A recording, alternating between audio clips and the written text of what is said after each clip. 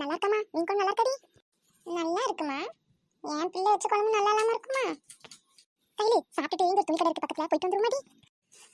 போலாம்க்கா, வாரேன். இதில் என்ன இருக்கு? உட்காந்துட்டேன்டி, வண்டி எடு. நீ வண்டி ஓட்டுக்கு கற்றுக்க வேண்டியதானக்கா. எங்கே போனாலும் நீயே போயிடலாம்ல, யாரையும் எதிர்பார்க்க வேணாம்ல. ரோட்ல தனியா நடக்கவே எனக்கு பயமா இருக்கும்டி. நான் இங்கிருந்து வண்டி ஓட்டேன். இங்க தான் வந்துட்டு நிப்பாட்டு. நல்லா இருக்கேக்கா புடவையெல்லாம். எப்போ இங்கே தான் வந்து எடுக்க வருவியோ? இல்லடி, பொங்கல் தீபாவளி இத மாதிரி எப்பயாவது ஆஃபர் போடுவாங்க. போட்டா வந்து பார்ப்பேன். நல்லா இருந்தா எடுப்பேன், இல்லைன்னா சும்மா பார்த்துட்டு போயிடுவேன். இந்த வாட்டி அவ்வளவா நல்லா இல்லை பார்த்துக்க. எப்பவும் இதோட நல்லதா எடுத்துட்டு வருவாங்க. அந்த ஆரஞ்சு கலர் புடவை உனக்கு நல்லா இருக்கும்க்கா. நானும் அதெல்லாம் பார்த்துக்கிட்டி நல்லா இருக்குல்ல. ஒரே ஆரஞ்சு கலரா வாங்கி வச்சிருக்கேன் வீடு முழுக்க. இதை எடுத்துட்டு போனா மத்த என்ன கொண்டு போடுவாங்க. சரி, ஏதாவது ஒன்று பார்த்து எடுக்கா, போவோம். நான் எனக்கு எடுக்க வரல கையில, உனக்கு எடுக்க தான் கூட்டிட்டு வந்தேன். எனக்கா? ஐயோ அக்கா, எனக்கு புடவைலாம் வேணாம்க்கா. இந்த புடவையெல்லாம் வாங்கிட்டு போனேன்னு வெயி, என் மாமியார் அவ்வளோதான் என்னை ஒரு வழி ஆக்கிடுவாவ. ஏன்டி எங்க அக்கா வாங்கி கொடுத்தவன்னு சொல்லு. நீ ஏன் வாங்கி கொடுத்தாலும் அவ என் நம்ப மாட்டாவக்கா. உன் கொழுந்தை வாங்கி கொடுத்தாவன்னு தான் சொல்லுவாவ.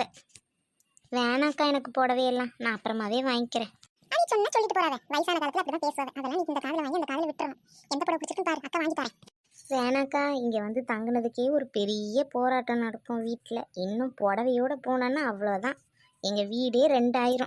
வேற வேணையே வேணாம். அப்படி அடி சொல்றா? சரி வா, தேவையில்லாம வராமையாச்சும் இருந்திருப்பேன். உனக்காக தான் வந்தேன். வண்டி நல்லா விட்டுறல கையில. பேசாம ஒரு வண்டி வாங்கிடலாம் குழந்தைகிட்ட சொல்லி. உனக்கு அங்கங்க போக ஈஸியா இருக்கும்ல. வண்டி வாங்கி உன் தங்கச்சி வீட்டுக்குள்ளேயே தான் சுற்றிட்டு கிடக்கணும் வண்டியை வச்சுட்டு. எங்கே எங்கள் மாமியார் வெளியே விடுவாவ வண்டியை வாங்கிட்டு? மாமியாரையும் உட்கார வச்சு கூட்டிட்டு போடி வண்டி வாங்கிட்டு. அப்போ மாமியார் சந்தோஷப்படுவாங்களா? ஆமாம், அது ஒன்று தான் குறைச்சல் அப்படின்னு சொல்லுவாவ எங்கள் மாமியார், தெரிஞ்சுக்க. சரி சரி, அப்ப விடு.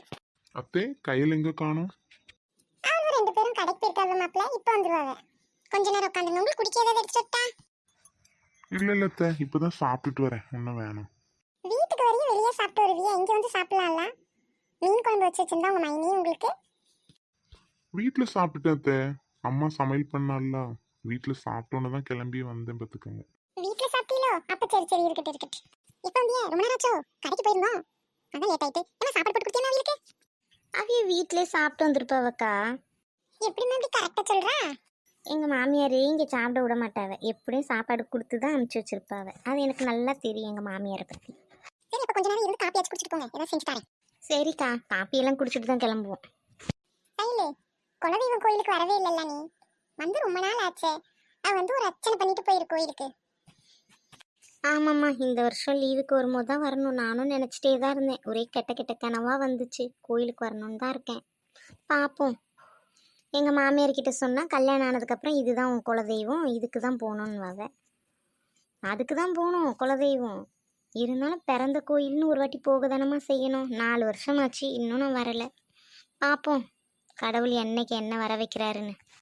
நான் மட்டும் என்ன, நானும் போகாம தான் இருக்கேன். அம்மா மட்டும் வந்து பார்த்துட்டு போறாங்க. நம்ம பிறந்த கோயிலுக்கு ஒரு வாட்டி போறதில்ல. பேசாம போல மாட்டேன். இந்த லீவ்ல எல்லாரும் டிக்கெட் எடுத்து ஒண்ணா போயிட்டு வருவோமா? இப்போ பரீட்சை முடிஞ்சு லீவு தானக்கா வரும். பேசாமல் அம்மா ஊருக்கு போகும்போதே எல்லாரும் போயிட்டானே டிக்கெட் எடுத்து நம்ம ஜாலியாக.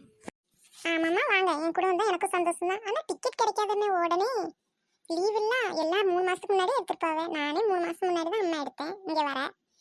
எப்படி உங்களுக்கு டிக்கெட் கிடைக்கும்? பேசாம பஸ்ல வந்துருங்க. இப்ப முதல்ல எங்கள் மாமியார்கிட்ட உத்தரவு கேட்கணும், அவிய உத்தரவு தரணும். வந்ததுக்கப்புறமா தான் நான் வர முடியும். நான் பாட்டுக்கு பேசிகிட்டே இருக்கேன் பாருங்க. முதல்ல போய் பேசிட்டு அப்புறம் சொல்கிறேம்மா உனக்கு நான். இந்த கையில் போவோம். நான் அம்மா கிட்ட பேசிக்கிறேன். போயிடலாம்.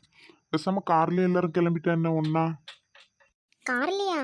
ஆமாம், ஜாலியாக தான் இருக்கும். சொன்ன மாதிரி பஸ்ஸில் தான் போகணும். அம்மா தனியாக ட்ரெயினில் போவாவ. அதுக்கு ட்ரெயின் டிக்கெட்டை கேன்சல் பண்ணிவிட்டு எல்லாரும் காரில் போயிடலாம். இது கூட நல்ல ஐடியா தான். சரிங்க, அப்போ போகலாம். ஆனால் உங்கள் அம்மா கிட்ட மட்டும் நீங்கள் பர்மிஷன் வாங்குங்க. அதெல்லாம் பிரச்சனை இல்லை, அதெல்லாம் நான் பார்த்துக்கிறேன். என்னங்க உடனே சரின்னிட்டீங்க? ஒரு வாட்டி உங்கள் அம்மா கிட்ட கேட்டவுன்னு பழகிடுச்சோ கேட்டுக்கலான்ட்டு? ஆமா ஆமா, அப்படிதான்.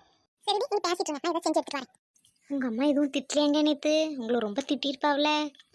ஆமா, அதெல்லாம் வீட்டில் போய் பேசிக்கலாம். அமைதியாயிரு. ஆமாம், இல்லைனா மட்டும் உங்கள் அம்மாவை பற்றி யாருக்கும் தெரியாதா? என்னாச்சு சொல்லுங்க, எனக்கு தலையே வெடிச்சிரும் போல இருக்கு. அவ எப்பவும் போலதான் கத்திட்டு இருந்தா. நானும் என் பாட்டுக்கு ஏதோ ஒன்று கத்திட்டு போயிட்டேன். அதோடு முடிஞ்சு போச்சு, விடு. அப்புறம் காலையில் அவள் பாட்டுக்கு சமையல் செஞ்சு என்னை சாப்பிட்டுட்டு போனா. சாப்பிட்டுட்டு கிளம்பி வந்தேன் உன்னை கூப்பிட. அவளை கூப்பிடியா போறேன்னா ஆமான்னேன்.